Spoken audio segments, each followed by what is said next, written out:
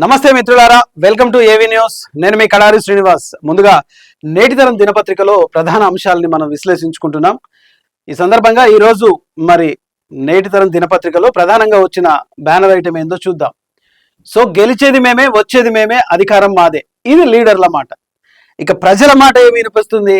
అయ్యా, మీరు ఎన్నికలు ఇంకా 2.5 ఏళ్ళు ఉంది కదా, మరి మా ఓట్లు అడిగారా, పనులు పూర్తి చేశారా అని చెప్పేసి అన్ని వయసుల వారు ఒక్కొక్క వయసుల వారి తగ్గట్టుగా ఒక్కొక్క ప్రశ్నలు వస్తున్నాయి. ప్రధానంగా ఇంకా 2.5 ఏళ్ళు సార్వత్రిక ఎన్నికలు ఉన్న నేపథ్యంలో ఇప్పటి నుంచే గెలుపు మాదే అంటే మాదే అనుకునే రాజకీయ పార్టీల మాటలు ఇక మనం చూస్తే వామ్మో అనాల్సిందే. ఇక చూడండి, 2028, 2029 ఎన్నికలు ప్రచార పర్వం విజయం ఖాయం, తీర్పేమో ప్రజలది.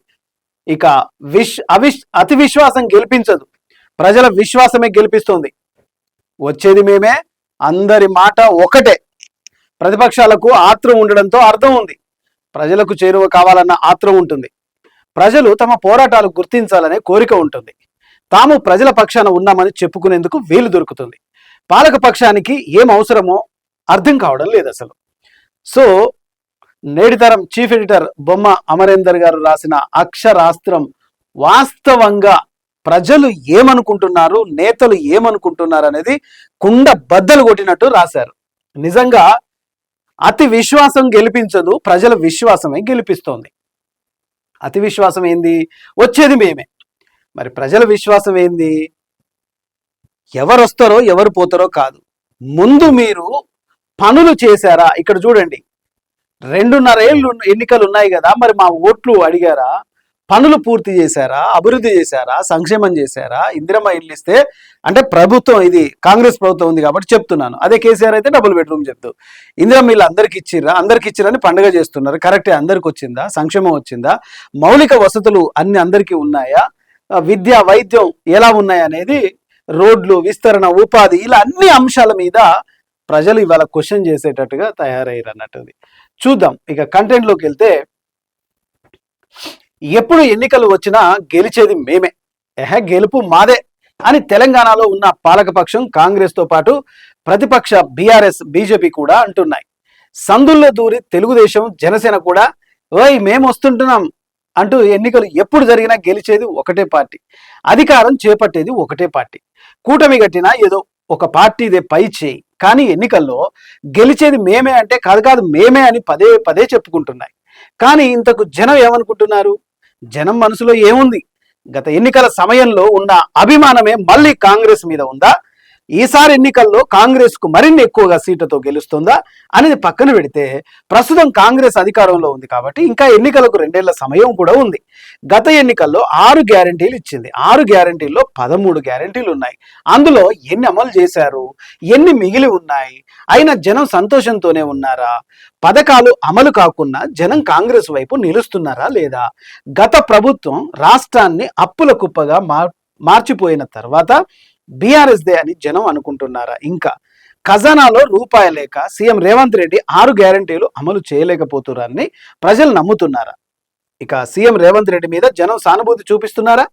లేక ఎన్నికల వరకు 6 గ్యారంటీలు అమలు చేస్తారన్న నమ్మకంతో జనం ఉన్నారా? ఇలాంటి సహజంగా పాలక పక్షం ఆలోచించాల్సిన విషయాలు. కానీ పదే పదే వచ్చేది మేమే, 10 ఏళ్ళు మాదే, 2034 వరకు మేమే అని నేతలు, అధికార పక్షం, ప్రతిపక్షం, ఇవాళ అధికారంలో ఉన్న పార్టీ గతంలో ప్రతిపక్షంలోకి వచ్చింది, గతంలో అధికారంలో ఉన్న పార్టీ ఇప్పుడు ప్రతిపక్షంలోకి వచ్చింది. కాబట్టి ఎవరు చూసినా సందులో దూరి బీజేపీ, జనసేన కాదు మేమే గెలుస్తాం, ప్రజల మా మద్దతే ఉందంటున్నారు. అంటే ప్రజల విశ్వాసం ఏంది, ప్రజల నమ్మకం ఏంది, ప్రజలు ఓట్లు ఎలా వేస్తారు, ఇవన్నీ పక్కన పెడితే ప్రజలనే మభ్యపెట్టే నాయకులు మాట్లాడిన మాటలు ఇవాళ మనం అక్షర సత్యంగా చూస్తున్నాం. ఇక జనం ఎప్పుడు ఏం ఆలోచిస్తారో ఎవరు చెప్పలేరు. 10 ఏళ్ళు అధికారంలో ఉన్న బీఆర్ఎస్ పార్టీ కూడా అలాగే అనుకుంది. కానీ ఏమైంది? చివరికి జనం వద్దనుకున్నారు. తాజాగా ఎన్నికలు జరిగిన తమిళనాడు, కేరళలో ప్రభుత్వ మార్పు ఉండదని అందరూ అంచనా వేశారు. రెండోసారి కూడా తమిళనాడులో స్టాలిన్ ప్రభుత్వమే వస్తుందని అంచనా వేశారు. అసలు విజయ్ని పరిగణలోకే తీసుకొని మీడియా కూడా కంగుతింది. జాతీయ రాజకీయ పార్టీలు కూడా అంచనా వేయలేకపోయాయి. కానీ ఏమైంది? అనూహ్యంగా విజయ్ గెలిచారు. విజయ్ పార్టీ కనీసం 5 సీట్లు వస్తే మహా ఎక్కువ అనుకున్నారు. కానీ సింగిల్ లార్జెస్ట్ పార్టీగా అవతరించింది తమిళనాడులో. అనేక సంక్షేమ పథకాలు అమలు చేశారు. గత పాలకులు అమలు చేసిన పథకాలను కూడా కొనసాగించమని స్టాలిన్ ప్రచారం చేసుకున్నాడు. డిఎంకే గెలవలేకపోయింది.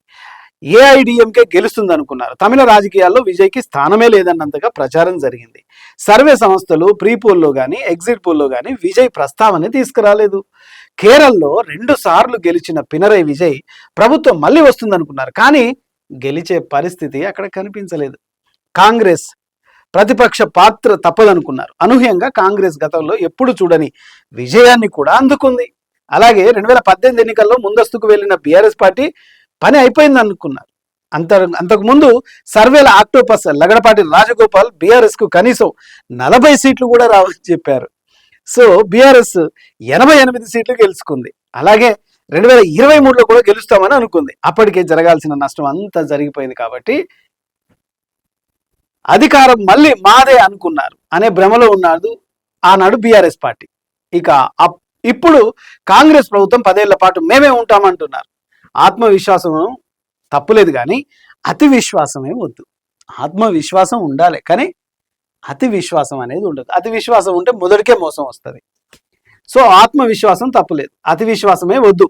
6 గ్యారంటీల్లో ఎన్ని అమలు చేశారు? తెలంగాణ ప్రజలు ఎంత సంతోషంగా ఉన్నారు? స్థానిక ఎన్నికల్లో గెలుపు గీటురాయి కాదు. ఉప ఎన్నికలు గెలిచినంత మాత్రాన మళ్ళీ గెలుపు మాదే అని అనుకోనక్కర్లేదు. 2019 ఎన్నికలకు సరిగ్గా 6 నెలల ముందు ఏపీలో నంద్యాల ఉప ఎన్నికలు జరిగింది. ఆ ఉప ఎన్నికల్లో జగన్ పార్టీ గెలుస్తుందని అందరూ అనుకున్నారు. కానీ అనూహ్యంగా తెలుగుదేశం పార్టీ గెలిచింది. దాంతో 2019 ఎన్నికల్లో కూడా మనమే గెలుస్తున్నామని తెలుగుదేశం అనుకుంది. బీజేపీతో పంతానికి పోయి దూరం చేసుకుంది. ఇక జనసేనను కూడా పక్కన పెట్టింది. ఆ ఎన్నికల్లో తెలుగుదేశం ఘోర పరాభవం అయింది. తెలుగుదేశం కేవలం 23 సీట్లకు పరిమితమైంది. ఇక తెలుగుదేశం కోలుకోవడం కష్టమే అనుకున్నారు. 2024లో మళ్ళీ గెలుపు జగన్దే అయింది. కూటమి కొట్టిన దెబ్బకు వైసీపీ విలవిలలాడిపోయింది. 2024లో జగన్ మళ్ళీ మేమే గెలుస్తాం అనుకున్నారు. కానీ జగన్ ఒక్కరిని ఓడించడానికి కూటమిగా ఏర్పాటయ్యి జగన్ని చిత్తు చేశారు. ఇక ఇప్పుడు తెలంగాణలో కాంగ్రెస్ కూడా మళ్ళీ మేమే అంటోంది. 2.5 ఏళ్లలో కాంగ్రెస్ ఏం చేయలేదని బీఆర్ఎస్ అంటోంది.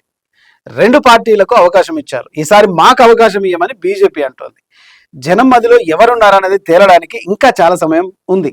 ప్రజలకు లేని ఆతృత పాలక పక్షంతో పాటు ప్రతిపక్షాలకు ఉంది. ఇది రాజకీయాల్లో విచిత్రమైనదిగా మారిపోతోంది. దేశంలో అన్ని పార్టీలు పాలకులు ఒకటే మాట చెప్తున్నారు. గెలిచిన మరునాటి నుంచే వచ్చే ఎన్నికల్లో కూడా గెలిచేది మేమే. సో గత పాలకుల కన్నా మెరుగైన పాలన ఇస్తున్నామని అనుకుంటారు కాదు, చెప్తారు. ప్రతి పని చేసిన గత ప్రభుత్వం యొక్క అసమర్థత, మేం చేస్తున్న ఘనత అని అధికార పక్షం చెప్పుకుంటుంది. సహజంగా పాలకులు వచ్చినప్పుడు వచ్చేది పార్టీ నాయకులు. తమ నాయకుల కోసం కార్యకర్తలు జేజేలు కొడతారు. తెలంగాణలో ఇంకా 2.5 ఏళ్ల సమయం ఉంది. పాలక పక్షానికి కూడా అంత తొందర ఎందుకు? అధికారంలోనే ఉన్నారు కదా. పథకాలన్నీ అమలు చేస్తే జనమే గెలిపిస్తారు. అధికారంలో ఉన్న పార్టీ. మీరు జనాకర్షణ పథకాలు పెట్టుకున్నారు. జనాకర్షణ ప్రభుత్వంగా వస్తుంది. ప్రజాపాలన, ప్రగతి పాలన అంటున్నారు. మరి మీకు ఇంత తొందర ఎందుకు? సో మీరే ఆలోచించండి. ఎన్నికల హామీలన్నీ పూర్తి చేస్తే ప్రతిపక్షాలు పోటీకి ముందు వెనక ఆలోచిస్తారు. 10 ఏళ్లు పాలించిన బీఆర్ఎస్ గత ఎన్నికల్లో ఘోర పరాజయం పొందింది. 2.5 ఏళ్ల కాంగ్రెస్ పాలనతో పోల్చి ప్రచారం చేసుకుంటోంది. 2 పార్టీలకు అవకాశం ఇచ్చారు, మరి మాకు ఒక్కసారి ఇవ్వండి అని బీజేపీ అడుగుతోంది. ఎన్నికలకు ఇంకా 2.5 కాలం ఉండగానే కాంగ్రెస్ ఎందుకు తొందరపడుతుంది? బీజేపీ మాకొక్కసారి అవకాశం ఇవ్వమని ఎందుకు అడుగుతోంది? 2.5 ఏళ్ల ప్రభుత్వంలో బీఆర్ఎస్ అసలు ఏం చేయలేదు కాంగ్రెస్ పార్టీ అని అంటుంది. సో ఇది రాజకీయంగా మీరు మాటకు మాట అని చెప్పేసి ఇట్లా వేసుకుంటారు కదా. అట్లా వేసుకున్న ప్రజలకు ఒరిగింది ఏందనేది మెయిన్. ఎందుకంటే అతి విశ్వాసం వద్దు, విశ్వాసం మంచిదే, కానీ అతి విశ్వాసం ధూర్త లక్షణం అన్నారు కాబట్టి మీరు మోసపోయే అవకాశం ఉంటుంది. అందుకనే ప్రజలకు మేలు చేయండి అనేది ప్రధాన అంశం. ప్రజలకు సంక్షేమం, అభివృద్ధి విషయాల్లో మీరు పోటీ పడండి. అంతేకాని మాదే అధికారం, మేమే అధికారంలోకి వస్తున్నాం, ఇక ఇప్పుడు మేము అధికారంలో ఉన్నాం, ఇంకో 10 ఏళ్ళు మాదే అంటే ఉప ఎన్నికలు గెలిచినంత మాత్రాన సార్వత్రిక ఎన్నికలు గెలవాలని ఏం లేదు కదా. సో అది అంటే ఎన్నికలు గెలవడం అంటే అదొక ఆటగా మారిపోయింది రాజకీయ నాయకులకి. ప్రజా తీర్పుగా అనుకోవట్లేదు. అధికారంలో ఉన్న పార్టీ లోకల్ వాడి ఎన్నికల్లో అన్నీ అదే గెలుస్తుంది. అధికారంలో ఏది ఉంటే అదే, రాష్ట్రంలోనైనా కేంద్రంలోనైనా. సార్వత్రిక ఎన్నికలు వచ్చినప్పుడే మార్పు అనేది జరుగుతుంది. మరి ఈసారి మార్పు ఎలా ఉంటుంది, ఏంది 2029లో ఏంటనేది ఇక చూడాలి మనం ఇప్పుడు. సో ఇది ప్రధానంగా మనం చూస్తున్న కంటెంట్. ఇక రెండో పేజీలో మనం ఒకసారి చూసుకుంటే, ప్రధానిగా 12 ఏళ్ళు పదవీ కాలం పూర్తి చేసుకున్నారు నరేంద్ర మోడీ గారు. సో మోడీకి అభినందనలు తెలిపిన రాష్ట్రపతి ముర్ము. ప్రధానమంత్రిగా మోడీ 12 ఏళ్ళు పూర్తి చేసుకున్న సందర్భంగా రాష్ట్రపతి ద్రౌపది ముర్ము మోదీకి అభినందనలు తెలిపింది. మోదీ నాయకత్వంపై దేశ ప్రజలకు ఉన్న అచంచలమైన నమ్మకానికి ఈ మైలురాయి నిదర్శనమని కొనియాడింది.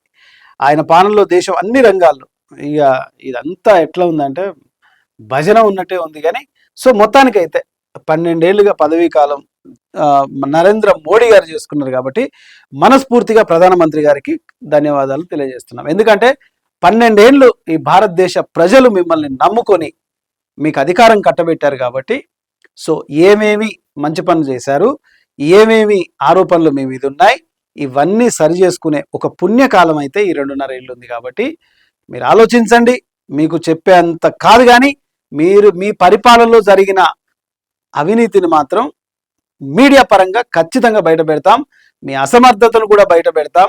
అండ్ అలాగే మీకు విషయం తెలుపుతూనే మీ అసమర్థ పాలన కూడా ఎండగట్టే ప్రతిపక్ష పాత్ర మీడియాది ఉంటుంది. కాబట్టి సో 12 ఏళ్ళు పదవి కాలం చేసుకున్నందుకు సంతోషం ముందల ఎందుకు దుఃఖం. కానీ సో మొత్తానికి ఎందుకైతే మన భారత ప్రధాని 12 ఏళ్ళు పదవి కాలం పూర్తి చేసుకున్నారు.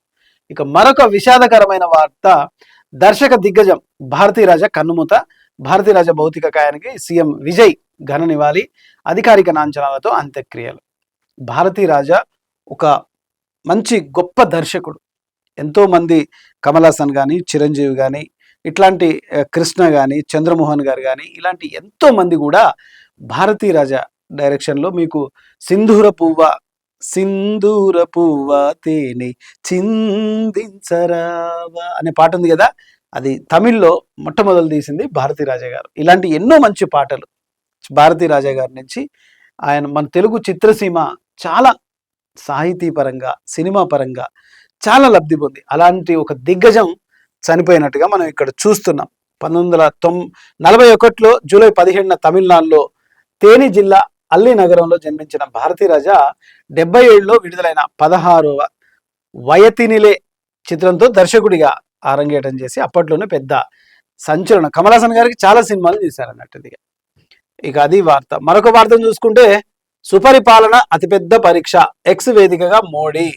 కరెక్టే, సుపరిపాలన అనేది ఒక కత్తి మీద సాము లాంటిదే. భారత ప్రధాని నరేంద్ర మోడీ చరిత్ర సృష్టించారు. భారత్లో సుదీర్ఘకాలం ప్రధానిగా ఆయన కొనసాగిన నేతగా నిలిచారు. తన 12 ఏళ్ల పాలనపై మోదీ ఎక్స్లో వేదికగా ఆసక్తికర పోస్టు పెట్టారు. ప్రజాసేవ అనేది సుపరిపాలనకు అతిపెద్ద పరీక్ష. వినయం, అంకితభావం, కర్తవ్యం, దీక్షతో అవిశ్రాంతంగా పనిచేసే వ్యక్తి మాత్రమే ప్రజల విశ్వాసాన్ని పొందగలడు అని మోడీ రాసుకొచ్చాడు. ఇక 12 సంవత్సరాలు పూర్తి చేసుకున్న సందర్భంగా అనేక మంది ఆయనకు శుభాకాంక్షలు తెలిపారు. ఏవీ న్యూస్ ద్వారా మోడీ గారికి 12 ఏళ్లు భారత ప్రధానిగా కొనసాగినందుకు శుభాకాంక్షలు అందిస్తోంది. ఇక మరొక వార్తను చూసుకుంటే, ఫ్యూచర్ సిటీని రద్దు చేస్తామంటే బండగేసి కొడతారు. అంటే జనం కొడతారా నువ్వు కొడతావా అన్నట్టు ముఖ్యమంత్రి గారు డైలాగు. జనం కొడతారని చెప్తున్నారు. టోక్యో, సింగపూర్తో పోటీ పడేలా future city. So Congress future city, ఇక ప్రపంచానికి దిక్సూచిగా ఫ్యూచర్ సిటీ నిర్మాణం, అభివృద్ధిని అడ్డుకోవడమే బీజేపీ బీఆర్ఎస్ పని. కడుపులో విషం పెట్టుకొని కుట్రలు చేస్తున్నారు. నాలాల కబ్జాలతో హైదరాబాద్ మునిగిపోతోంది. కబ్జాదారుల కోరలు పీకేందుకే హైడ్రా ఏర్పాటు. బతుకమ్మ కుంటను ఎడ్లకు రాసిచ్చిన కేసీఆర్, తన ఫ్యూచర్ సిటీ అభివృద్ధి సంస్థను ప్రారంభించిన సీఎం రేవంత్. సో హైడ్రాను ఎందుకు తీసుకొచ్చిండంటే, నాలాల కబ్జాలతో హైదరాబాద్ మొత్తం మునిగిపోతుందని హైడ్రాను తీసుకొచ్చారు సీఎం రేవంత్ రెడ్డి సార్. హైడ్రా వల్ల కూడు గూడు మొత్తం చెడిపోయిన కుటుంబాలు శాపనార్థాలు పెడుతున్నాయి. అసలు హైడ్రా ఎందుకు కూలుస్తుందో అర్థం కావట్లేదు.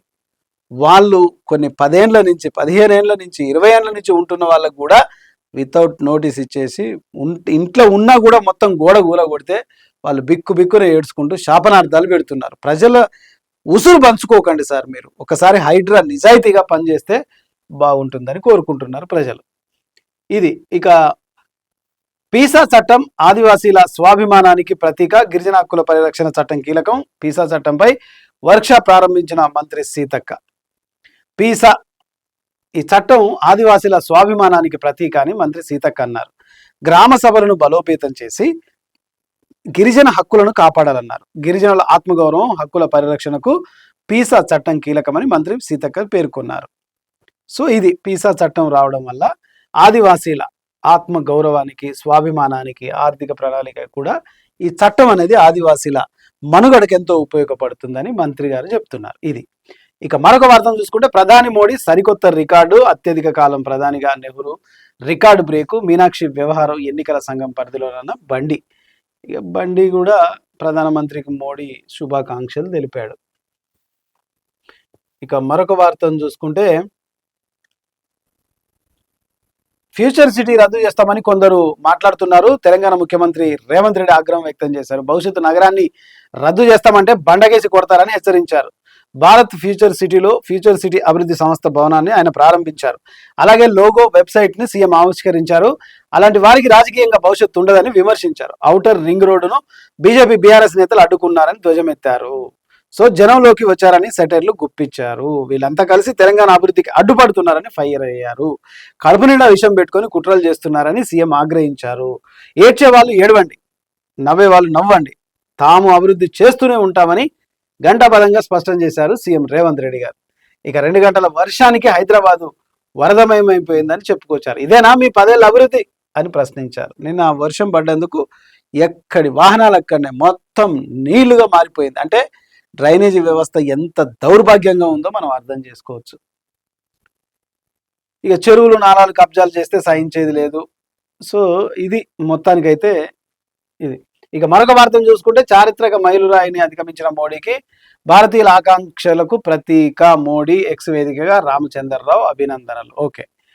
ఇక మరొక వార్తను చూసుకుంటే ప్రైవేట్ కేసును అడ్డం పెట్టుకుని కుట్ర, మీనాక్షి నామినేషన్ తిరస్కరణపై చామల.